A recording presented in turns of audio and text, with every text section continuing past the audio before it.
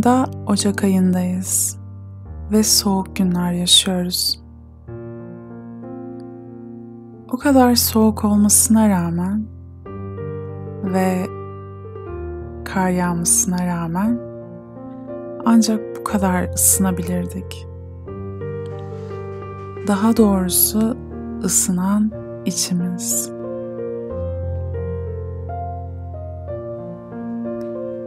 Kar beyazlığını her yere yaymaya başladı. Her yeri aydınlatıyor. Ve bana ilham veriyor.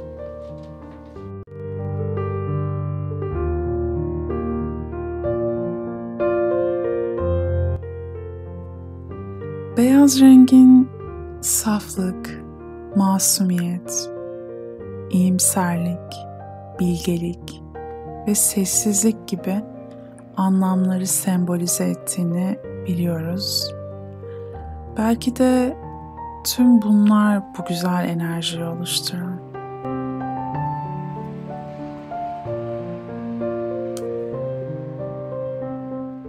Bu sene artık kar yağacağını düşünmüyordum. Yine de kendime kar yağsa ne güzel olurdu derken buldum. Bu bakalım yağacak mı diye beklediğim bir şey değildi. Hava durumuna bile bakmıyordum. Sadece o an ağzımdan öyle çıkmıştı ve unutmuştum. Ta ki 3 gün sonra kar yağana kadar.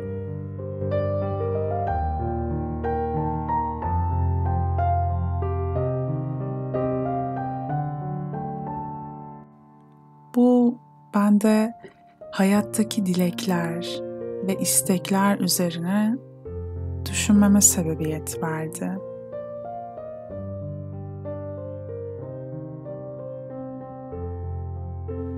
Hayattan neler istiyoruz? Bu belki de en zor sorulardan bir tanesi. Çünkü çoğu zaman henüz ve gerçekten ne istediğimizi bilmiyoruz. Rüzgarda savrulan bir yaprak gibi nereye savurursa diyoruz.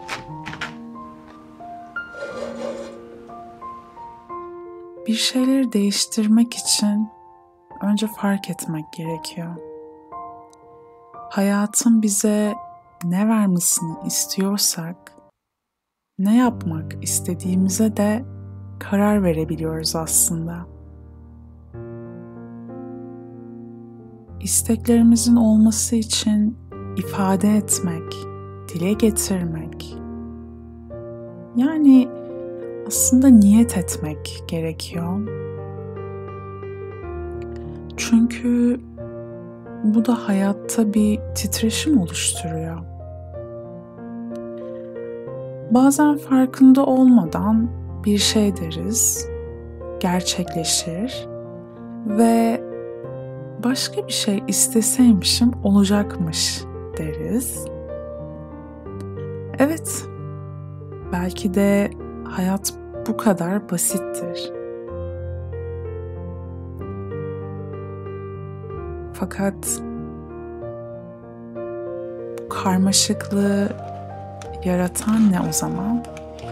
O zaman bütün bu hayallerimizi sınırlandıran, sabote eden acaba biz olabilir miyiz?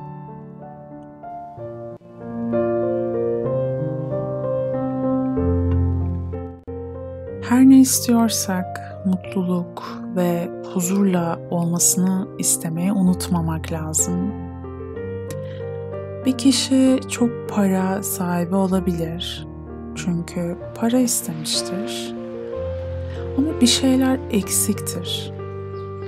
Mutlu değildir. Çünkü sadece para istemiştir. Mutluluğu değil. Paranın mutluluk getireceğini belki de düşündü. Ama istediği şey, dile getirdiği şey sadece paraydı. Bu nedenle neleri istediğimiz konusunda gerçekten dikkatli olmalıyız ve güzelce üzerine düşünmeliyiz.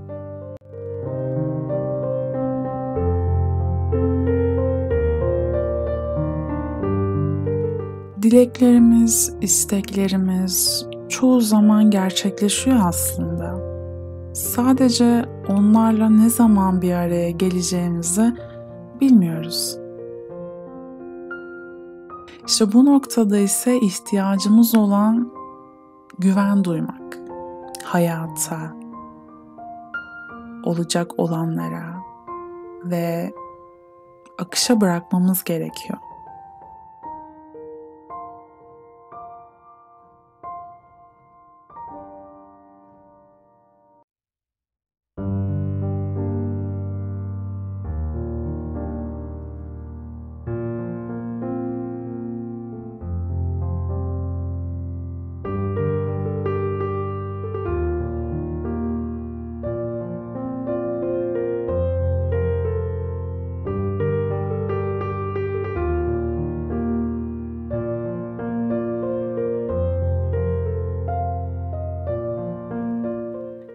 Klinik psikolog olsam da tutkum olan sanat ile uğraşmayı da seviyorum.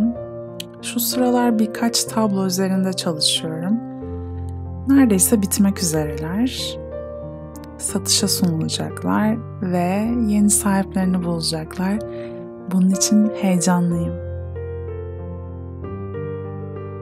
Kar yağan ve evde kalmamız gereken bu günlerde bugün bahsettiğim düşüncelerimle de örtüşen 2 animasyon filmi izledim ve ikisi de beni çok etkiledi. İlki Soul diye bir film. Baş karakter Joe hayatı beklediği gibi gitmemiş ve zaman ilerledikçe de hayallerinden uzaklaştığını hisseden bir ortaokul öğretmeni. Gelişen olaylar Joe'ya hayatın en iyi kısmının ne olduğunu fark etmesini sağlıyor. Hayattaki her anın değerini bilmemiz gerektiğini çok güzel bir şekilde hatırlatan bir film. İkinci film ise Klaus. Tam bir kış filmi, insanın içini ısıtan bir film. Jasper adında genç bir postacı var ve yeni bir yere gönderiliyor. Film genel olarak Jasper'ın hayatına ve kendini keşfetme yolculuğuna odaklanıyor. Son olarak sizinle etkileyici bir kitabı paylaşmak istiyorum. Kitabın ismi Yaşamak, yazarı ise Yu Hua. Fugi adında bir çiftçi var. Dramatik olan yaşam hikayesini bir yabancıya anlatıyor. Dili sade ve oldukça akıcı bir kitap. Bu nedenle herkese öneriyorum.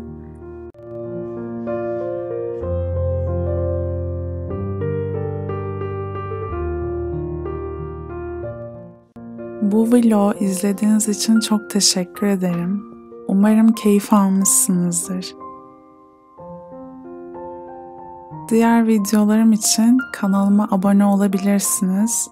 Bir sonrakinde görüşmek üzere. Kendinize çok iyi bakın.